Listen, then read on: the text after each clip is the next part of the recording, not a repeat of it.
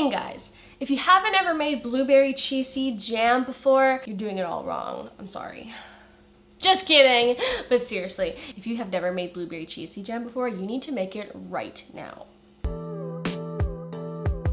Oh my goodness, you guys, why do I love blueberry chia seed jam so damn much? Okay, I'm gonna tell you. One, it's super easy and cheap to make. It's great if you don't have fresh fruit on hand, or sugar or pectin or all those random ingredients that go into conventional store-bought jams. Two, it's freaking delicious. Three, takes no time at all to make. And four, it's so healthy for you. It's basically just chia seeds, fruit, and a little bit of maple syrup and lemon juice. Yeah, that's it. That's literally all that goes into it. Honestly, once you try, you're gonna be like, damn, why have I never had this in my life before?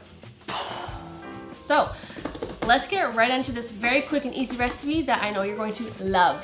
So all you need for this jam are frozen blueberries, chia seeds, maple syrup, and lemon juice, as I said before. Now you're gonna want to grab yourself a medium-sized saucepan or pot and add in your 4 cups of frozen berries. Now you don't have to use blueberries, but that's what I used here, but you can also use strawberries or raspberries. And then add in 4 tablespoons of chia seeds, could be white or black, and then 4 tablespoons of maple syrup. This is gonna give it some extra sweetness. And then just to help bring out the flavors and give it a little bit of tang, we're gonna add 2 tablespoons of lemon juice, and then simply just give that all a good stir until the chia seeds have been thoroughly combined with the berries. And then just take your pot over to the stove, and we're going to let that simmer on medium heat for about 15 minutes until it gets nice and bubbly looking, just like you see here. Give it a good stir. It's going to be quite liquidy, but after you take it off the heat, it's going to cool and thicken, and I'd say let it sit out for maybe about 15-20 minutes before you use it or store it. I would recommend you store it in a glass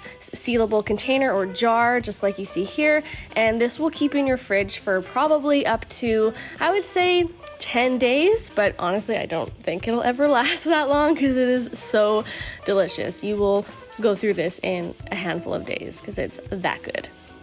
All right, come on, look at that. So good. Well, there you have it, guys. Thanks for tuning in to this very quick and easy recipe. I hope your mind has gone and you're gonna run to your kitchen right now to make this. If you do, please let me know in a comment below how it turns out. And if you enjoyed this video, please give it a big thumbs up, subscribe to the channel below if you're not already, and I hope to see you guys in a future or past video. Bye!